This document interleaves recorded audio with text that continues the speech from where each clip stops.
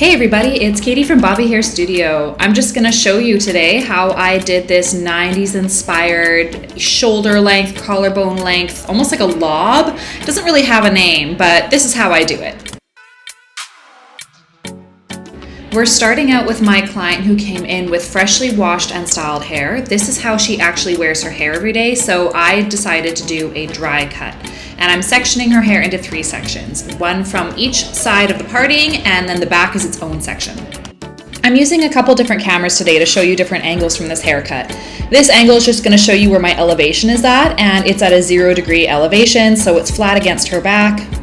And you'll see cameraman / apprentice Ethan, and his angle right here is going to show you how I actually do the haircut. I'll only be doing chipping in with this haircut so that we have softer ends, and I am holding down all of my sections with my comb rather than pinching with my fingers so that I don't get the hair bouncing up and being shorter than I expect. What I'm doing too is to keep in mind that every single section I'm pulling down is going about 1 millimeter longer than the section before it. And keep in mind, my very first section, I actually created about 1/4 inch shorter than how short she actually wants her hair to be, because if she pushes her chin down and she moves her head around, now that bottom layer won't come swooping out underneath and create a weird little jaggedy, chunky edge that no one likes to look at.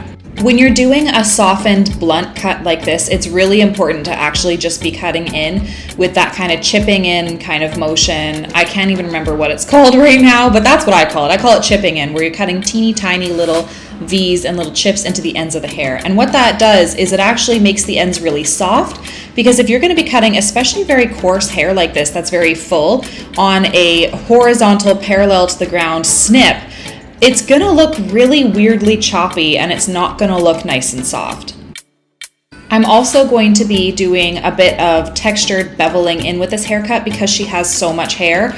We don't want her haircut to look like a triangle, and that's where a lot of thicker haired clients have a little bit of natural fear towards going to these kinds of lengths, because oftentimes hairdressers don't give them a beveled or textured look in the ends that lets the natural flow of the hair curve in. It just ends up puffing out at the ends because the ends are so thick and they don't know where to go, and it creates this gross kind of puffy triangle shape to the hair, and that's what we don't want to have. So right now I'm pulling everything down, and again, each section is about 1 millimeter longer than the section behind it.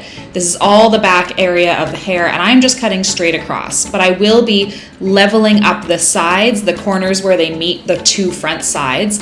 I'm going to be leveling that up to come up and around the shoulder so we don't have that harsh angled bob look. Now, you should always be making sure that you are double checking the lengths of either of your sides. I've parted everything just behind the ear, and both those sides are the same length, and they should be, if you're following your haircut properly, all the way up to the top, but I always double check. Now it's time for me to do the sides, and what I'm doing is I'm angling them slightly towards the back just to connect, but what you'll see that I'm going to do a little later on is I am going to bring them forward and over direct them forward so they do get a little bit of a swooping up direction. Now, we're not trying to create any kind of soft face framing layers. We are trying to have that one length look with a little bit of softness in the end. So you see, as I'm kind of angling her more towards the front to just softly sharpen up that line and make her so that she doesn't have a hard angle down towards the collarbone. We don't want that like 2016 lob look. We want something that's a little bit more 90s / modern.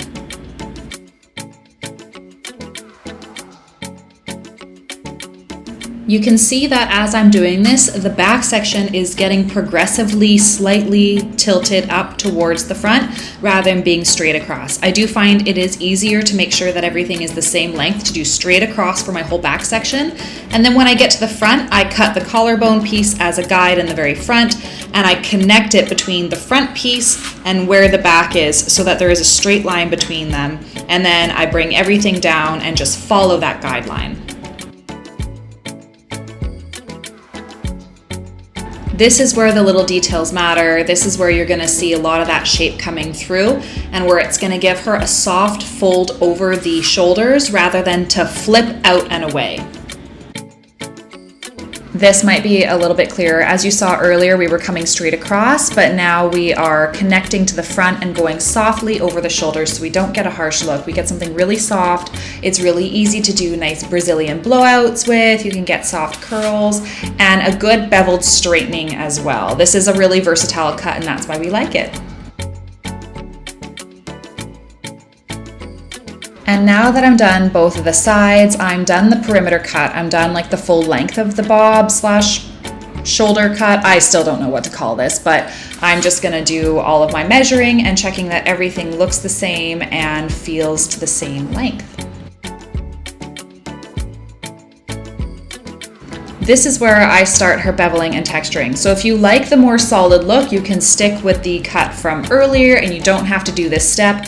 But this is where we really get the shape into the hair, and it gives it that really soft, curved under edges because of this texture that I'm gonna do right here. So I am elevating everything from the occipital bone up, and I'm just cutting off that top corner and rounding it out so that we don't have that top layer meet all the way down to the bottom. What that's creating is a really soft turning under towards the neck, and so she's not getting puffy full ends. Then immediately after, I fan everything out and I do some deep chipping into the hair to lighten out the weight from these ends as well.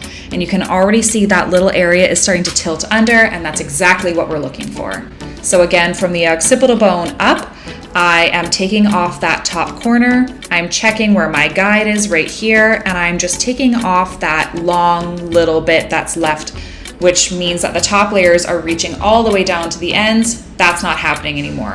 And then I take my section again, curve my fingers to fan out the hair, and that's how I can chip in really softly without actually losing any more length. I'm just pulling the weight at the ends.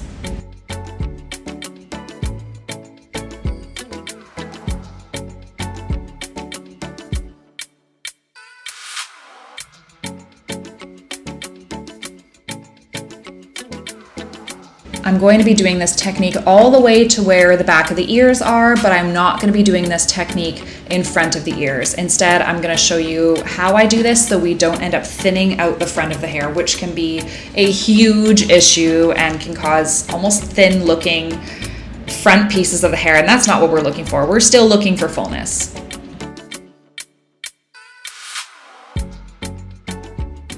So before I do the front in front of the ears, I'm going to show you what I do to connect my beveling to the underneath layers.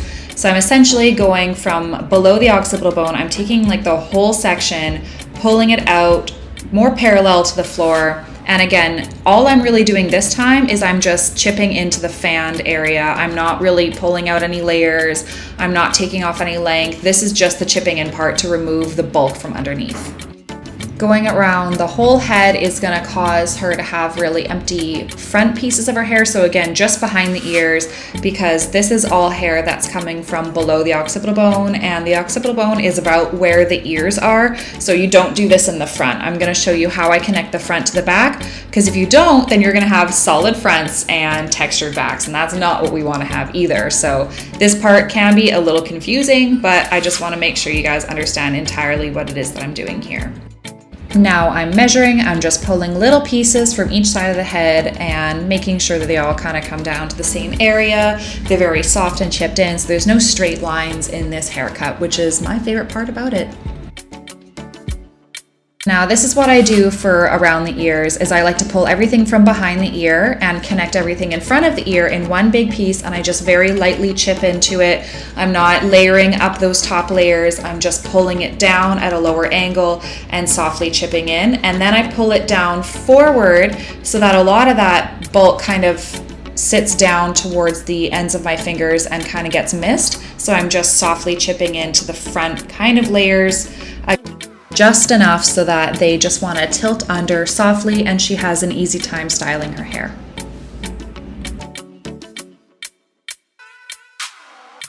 And here I'm just repeating that process on the other side of her head, and you can see from a slightly different angle if that first angle didn't make a lot of sense to you.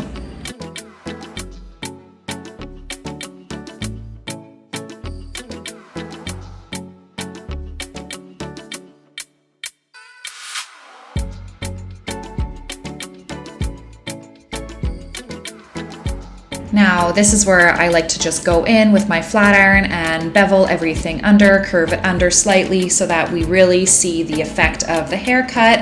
It's just re-smoothing everything down because I have been pulling everything out at all angles and chipping in at it. So this is just styling up her hair. And here is the haircut being one length. Now I am about to show you what it looks like from the front right here. This is a gorgeous length on this client. It really accentuates her face and it's soft on the shoulders. It comes around in the front very easy. It's really easy to style and it's super in style right now. So that's what I really love about it. That's how you do the one length haircut. In my next video, you're gonna see how I added on curtain bangs onto this client's hair so that she gets this overall final look. So make sure to click the next video and you'll get to see how I do curtain bangs. Thanks so much for watching, you guys, and remember to like and subscribe. Have a great day.